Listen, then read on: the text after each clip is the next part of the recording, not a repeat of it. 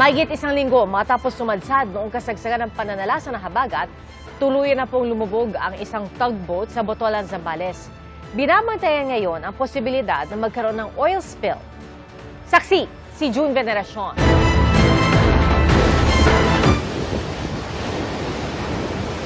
Mag-aalas 8 ng umaga kanina, sinusubukang hatakin ang tugboat na ito na mahigit isang linggo nang nakasadsad sa baybayin ng Botolan, Zambales. Pero habang isinasagawa ang towing operation, unti-unting lumubog ang tugboat. Nagtalunan ang 10 sakay na nagsasagawa ng emergency salvage operation. Ilang sandali pa,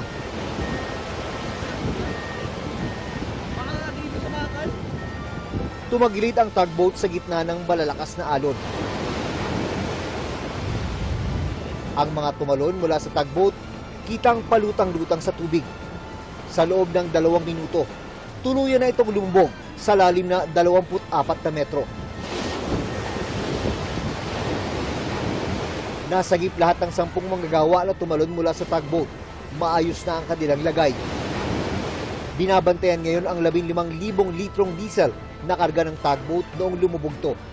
Sa impormasyon ng PCG, intact ang fuel tank pero handa sila sakaling magkaroon ng oil spill. Inikot na ng PCG ang Bukaw River at ang iba pang lugar na malapit sa pinaglubugan ng tugboat. Naka-standby na po ang ating mga absorbent pads, kasama po yung ating mga oil spill response equipment sa area. Nitong August 14 pa isinadsad sa Botolan ng tugboat matapos itong pasukin ng tubig at bahain ang engine room. 9 na crew ang nasagip noon. Pinupull out na po actually itong barko na ito from the grounding area. Habang hinihila po ito dahil naka-refloat na po siya, napansin po ng ating pong mga Coast Guard person, kasama rin po itong operator ng salvage company na unti-unti po siyang naglilis sa starboard hanggang sa lumubog po ito. Iniimbestigahan ng sanhi ng paglubog ng tugboat na pag-aari ng SMC Shipping and Lighterage Corporation. Baka tumama sa isang submerged metal debris sa area na yon o baka may mga underwater obstruction. May possibility na dumagdag po itong prevailing sea conditions sa area kung bakit naging mabilis po ang pagtagilid at pagpasok po ng seawater hanggang sa lumubog po ito tugboat suwad. Sinisikap naming makuha ang pahayag ng may-ari ng tugboat.